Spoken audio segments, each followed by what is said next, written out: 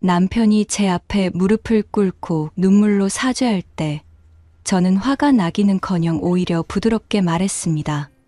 저는 평온한 얼굴로 맞은편에 앉아 있는 여자의 유염한 모습을 바라보았습니다. 그녀는 긴 웨이브 머리에 매혹적인 분위기를 풍기고 있었습니다. 만약 그녀가 지금의 이 교만한 태도를 조금만 숨긴다면 완벽했을 텐데요. 저는 속으로 그렇게 생각했습니다. 보통 사람들은 남편의 외도를 갑작스럽게 알게 된다면 크게 울고 화를 내거나 깊은 상처를 받게 되겠죠. 그런데 저는 그런 감정이 전혀 없었습니다. 마치 제3자처럼 평온하게 그 여자가 제 남편과 어떻게 만나고 알게 되었는지를 이야기하는 모습을 보고만 있었습니다. 그래서 당신은 어떻게 하고 싶나요? 저는 그녀의 말을 계속 듣다가 결국 참지 못하고 물어봤습니다. 그녀는 제가 이렇게 물어볼 줄 몰랐는지 순간적으로 멍해졌고 그토록 시끄럽던 그녀의 입도 드디어 멈췄습니다. 저는 속으로 드디어 조용해졌군이라고 생각했습니다. 그녀는 손가락으로 저를 가리키며 무언가를 말하려 했지만 제대로 된 말을 하지 못했습니다. 저는 그녀의 손을 밀어내며 천천히 말했습니다. 당신이 임신한 것은 나와 상관없는 일이에요. 제가 당신을 임신하게 할 능력은 없으니까요. 그리고 당신이 어떻게 하고 싶은지에 대해서는 김철수 씨와 먼저 상의한 후에 저를 찾아오세요. 그가 당신이 저를 찾아온 걸 모르는 것 같네요. 그 말을 마치고 저는 앞에 놓인 커피를 한 모금 마신 후 옷매무새를 정리하고 지갑을 꺼냈습니다. 10,000원짜리 한 장을 꺼내 테이블 위에 올려놓으며 말했습니다. 커피값은 제가 낼게요. 말을 마치고 저는 그녀의 분노에 찬 눈빛을 무시한 채 그대로 카페를 나왔습니다. 안녕하세요. 오늘 저는 그동안 제가 겪었던 일들을 차분히 글로 남겨보려 합니다. 우리 부부의 삶은 겉으로는 평온해 보였지만 이제 와서 생각해보면 그 평온함 뒤에는 분명히 격렬한 파도가 숨겨져 있었던 것 같습니다. 저는 집안의 외동딸로 어릴 적부터 부모님의 사랑을 듬뿍 받으며 자랐습니다. 우리 집은 형편도 여유로워서 제 인생에서 큰 문제를 겪은 적이 거의 없었습니다. 자연스레 저는 순탄한 인생에 익숙해졌고 그 때문에 번거로운 일을 싫어하게 되었습니다. 사소한 가족 문제조차 두려워했고 그래서 어릴 적부터 독신주의자가 되겠다고 결심했었죠. 부모님은 제 생각을 이해하지 못하시고 여러 차례 설득하려고 노력하셨습니다. 그러나 제가 흔들림 없이 제 주장을 고수하자 결국 그들은 어쩔 수 없다는 듯 체념하셨습니다. 그렇다고 해서 완전히 포기하지는 않으셨습니다. 제 독신주의 생각은 부모님 마음속에 큰 걱정거리로 남아 있었습니다. 그들은 항상 제가 마음을 바꾸기를 바라셨습니다. 그러던 중 6년 전 아버지가 건강 문제로 병을 앓게 되셨을 때 병상에 계신 아버지는 오직 제 혼인 문제만이라도 해결되길 바라셨습니다. 병상에 누워 계신 아버지가 여전히 제 결혼 문제를 걱정하시는 모습을 보면서 죄책감이 들기 시작했습니다. 항상 견고했던 제 독신주의 생각이 점점 흔들리기 시작했습니다. 게다가 어머니의 지속적인 설득으로 인해 제 마지막 방어선도 무너지고 말았습니다. 결혼에 대해 마음을 조금씩 열자 어머니는 저를 위한 맞선을 주선하시기 시작하셨습니다. 그렇게 해서 저는 김철수를 만나게 되었습니다. 어머니는 제가 멀리 떨어진 곳으로 시집가는 것을 원하지 않으셨고 저도 제 생활권을 떠나고 싶지 않았습니다. 김철수는 집안 사정이 어렵지만 성실하고 온화한 사람으로 보였고 무엇보다도 저와 같은 도시에서 계속 생활하기로 동의한 점이 가장 큰 이유였습니다. 어머니는 이 점을 매우 만족스러워 하셨습니다. 김철수와의 만남은 규칙적이고 예의 바른 교제였습니다. 그의 성격은 저에게 안정감을 주었고 우리 관계는 중립적이고 무난했습니다. 그러한 관계는 저에게 실증을 주지 않았고 모든 것이 당연하고 합리적으로 느껴졌습니다. 우리는 곧 연애 관계를 공식적으로 확인하게 되었습니다. 반년 후 김철수가 저에게 청혼을 했습니다. 다양한 약속과 맹세의 말들을 들었지만 사실 저는 크게 감동받지 않았습니다. 저는 맹세와 같은 무형의 것들을 믿지 않았기 때문에 막상 제 차례가 되어도 그리 감동받을 일이 아니었습니다. 그래도 저는 고개를 끄덕이며 김철수의 청혼을 받아들였습니다.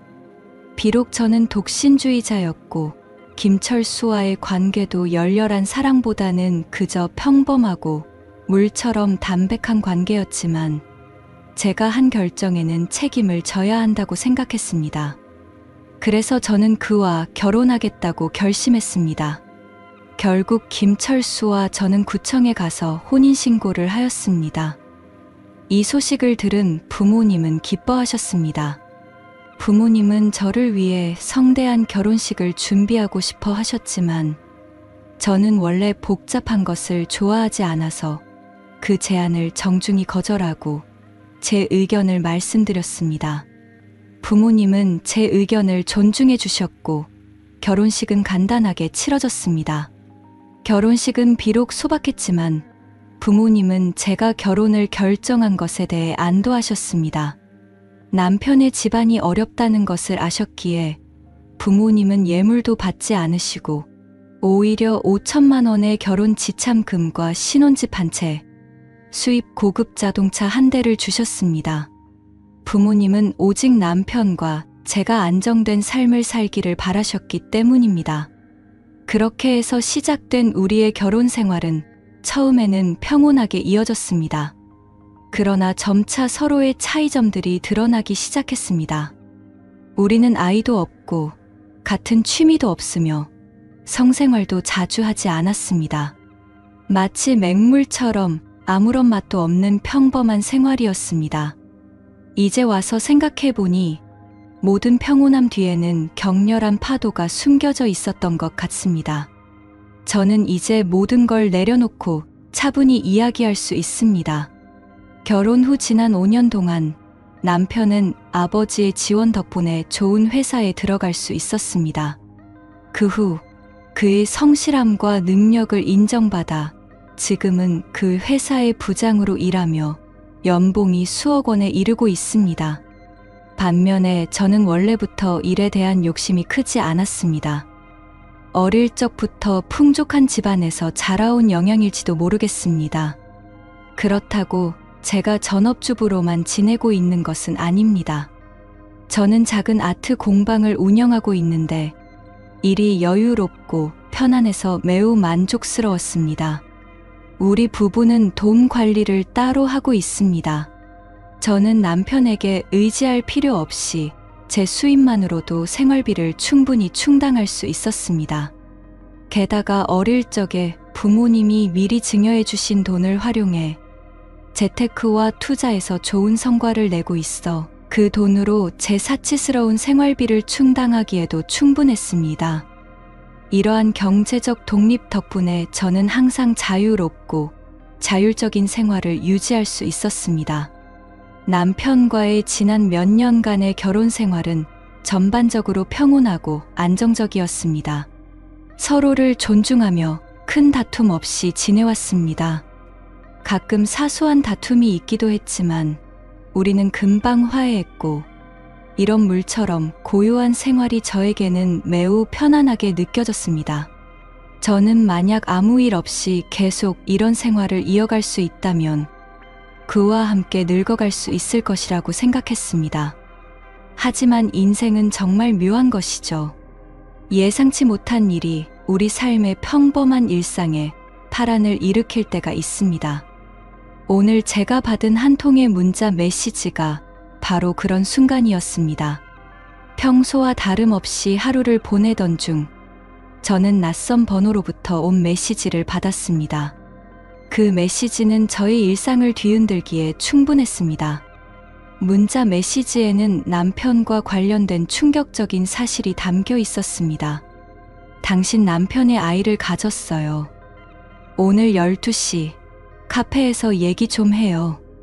휴대폰 화면에 뜬 메시지를 보며 저는 냉소를 지었고 마음속으로 여러 가지 생각이 교차하기 시작했습니다. 2년 전의 건강검진 결과가 떠올랐습니다. 결혼한 지 몇 년이 되었지만 저와 남편은 아이가 없었습니다. 저는 아이에 대해 항상 운에 맡기자는 태도로 임했습니다. 아이가 생기면 좋겠지만 그렇다고 아이 없이 못 사는 것도 아니었습니다. 저는 조급해하지 않았지만 양가 부모님은 조금 걱정하고 계셨습니다. 남편도 가끔 우리가 사랑을 나눌 때 아이를 기대하는 마음을 내비치곤 했습니다. 하지만 아무리 노력해도 저는 계속 아이를 갖지 못했습니다. 그래서 2년 전 저희는 모 대학병원에서 검사를 받기로 했습니다. 결과가 나오는 날 원래 남편과 함께 가기로 했지만 그 전날 남편의 회사에서 갑작스러운 일정이 생겼습니다. 저는 결국 혼자 병원에 가서 결과를 받게 되었습니다. 병원에 가기 전 저는 이미 마음의 준비를 했습니다. 이렇게 오랜 시간 동안 아이가 생기지 않은 것이 저의 문제인지 아니면 남편의 문제인지 밝혀질 테니까요.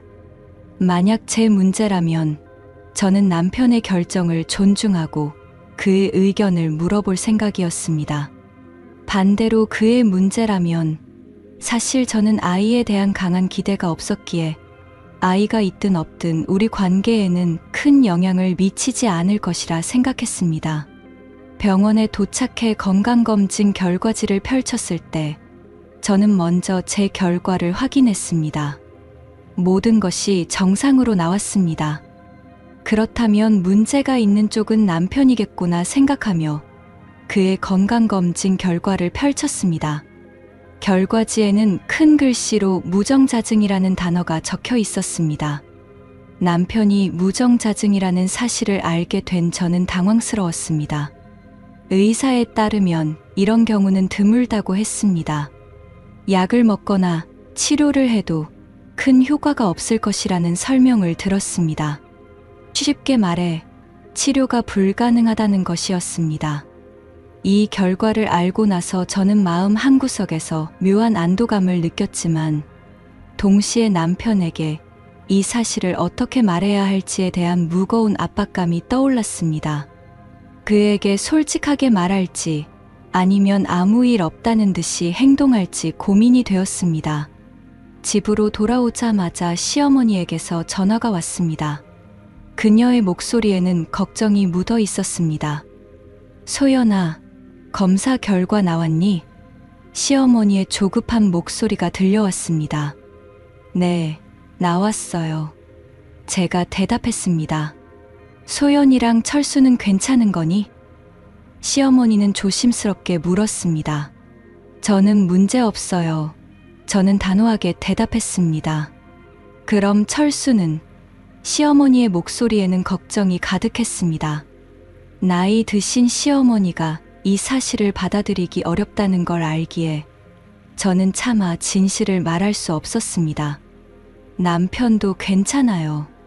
저는 마음을 다잡고 대답했습니다. 제 대답을 듣고 나서 시어머니가 안도의 한숨을 쉬는 듯한 느낌이 들었습니다. 이후로 시어머니의 목소리도 한결 가벼워졌습니다. 전화를 끊고 나니 제 마음은 복잡한 감정으로 가득 찼습니다. 제가 이렇게 하는 것이 옳은 일인지 확신할 수 없었지만 다른 사람의 울고불고하는 모습을 보는 게 싫었습니다. 모든 귀찮고 신경 써야 하는 일들을 처음부터 막아버리고 싶었습니다. 아직 남편에게 그의 검사 결과를 말하기도 전에 저는 그의 전화를 받았습니다. 엄마가 말씀하셨어요. 우리 둘 다 문제 없다고. 아무 문제가 없어서 정말 다행이에요. 둘 중 하나라도 문제가 있을까봐 얼마나 걱정했는지 몰라요. 그의 들뜬 목소리를 들으니 저는 잠시 멈칫했지만 이내 마음이 무거워졌습니다. 저는 검사 결과에 대해 진실을 말하지 않고 몇 마디 얼버무린 후 전화를 끊었습니다. 결국 저는 진실을 말하지 않았고 검사 결과도 정상이라고 하며 나중에 위조된 검사 결과지를 보여주었습니다. 이렇게 별일 없이 살아가는 것도 나쁘지 않다고 생각했으니까요. 그런데 몇 년도 지나지 않아 남편이 바람을 피울 줄은 몰랐습니다. 다만 그 아이는 절대 그의 아이가 아닐 것입니다. 저는 남편의 배신에 큰 상처를 받았습니다. 비록 제가 남편을 얼마나 사랑하는지는 모르겠지만 그동안 아내로서의 도리는 다했다고 생각합니다. 그런데 남편이 바람을 피다니 참 어이가 없었습니다. 남편이 지금의 자리까지 오를 수 있었던 것도 제 집안의 도움 덕분이라는 것을 그는 모두 잊은 듯 했습니다. 저는 온화한 성격이라 남편에게 그런 것을 내세우거나 생색낸 적도 단 한 번도 없었는데 말입니다. 저는 수동적으로 기다리기보다는 직접 행동에 나서기로 했습니다. 큰 돈을 들여 탐정을 고용했습니다. 남편의 외도 증거를 모으고 그 상대 여자가 어떤 사람인지도 조사하기로 했습니다. 그날 저녁 집으로 돌아오자 남편은 환하게 웃으며 저를 맞이했습니다. 여보, 다녀왔어요? 그의 환한 미소를 보니 남편이 제가 이미 그의 외도를 알게 되었다는 사실을 전혀 모른다는 게 분명했습니다. 그래서 저도 모르는 척하며 아무렇지 않게 대답했습니다. 네, 다녀왔어요. 저녁 내내 우리는 서로 다른 생각을 품은 채 침대에 누워 있었습니다. 말없이 각자의 생각에 잠겨 있었습니다. 한밤중 남편은 갑자기 서둘러 화장실로 가더니 전화를 받기 시작했습니다. 그 전화는 분명 그의 외도 상대에게서 걸려온 것이겠지요. 하지만 제가 예상하지 못한 것은 전화를 끊고 돌아온 남편이 갑자기 무릎을 꿇고 엉엉 울기 시작한 것이었습니다. 눈물과 함께 절절하게 후회하는 남편의 모습을 보며 저는 순간 놀랐습니다. 이제 남편도 그 외도 상대가 저를 찾아왔다는 사실을 알게 된 모양이었습니다. 저는 차갑게 그를 바라보았습니다. 여보, 내가 잘못했어요. 제발 용서해줘요. 정말 한순간에 정신이 나갔었어요. 남편의 말을 듣고 저는 무표정하게 그를 바라보았습니다. 남편은 말을 마치고 나서 스스로 뺨을 2대 때리며 말했습니다. 그런데 그 여자가 지금 임신했잖아요. 저는 남편의 눈을 바라보며 차분히 말했습니다. 여보, 내가 그 애한테 아이 지우라고 할게요. 제발 용서해줘요. 당신 없이는 살 수 없어요. 남편의 비굴한 모습을 보며 저는 속으로 비웃었지만 겉으로는 부드러운 목소리로 말했습니다. 우리가 결혼한 지 이렇게 오래됐는데도 아이가 없잖아요. 정말 그 아이를 지우고 싶어요? 정말 마음이 아프지 않아요? 제가 이렇게 차분하게 말하자 남편은 놀란 눈빛으로 저를 쳐다보았습니다. 그의 콧물이 흐르는 모습을 보며 속이 불쾌해졌지만 저는 계속해서 말을 이어갔습니다. 철수 씨, 사실 더는 숨길 수 없어요. 우리가 아이가 없는 이유는 제가 아이를 가질 수 없기 때문이에요. 그때 저는 제 건강검진 결과를 바꿔치기 했어요. 오랫동안 당신에게 죄책감을 느꼈어요. 그런데 그 여자가 임신을 했으니 차라리 그녀가 아이를 낳게 하죠. 아이가 태어나면 우리가 데려와서 제가 그 아이의 엄마가 될게요. 그러면 우리 여전히 한 가족이 될 수 있어요. 저는 일부러 감정이 북받친 듯 말하며 눈물을 2방울 흘렸습니다.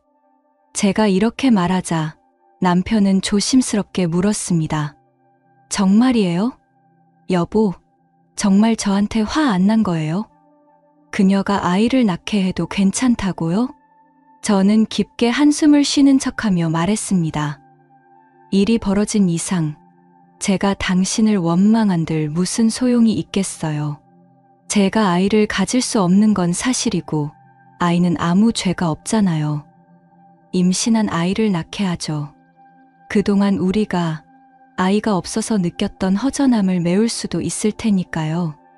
대신 아이가 태어나면 제가 그 아이의 엄마가 되는 거예요. 그러면 아무 일도 없었던 것처럼 지낼 수 있어요.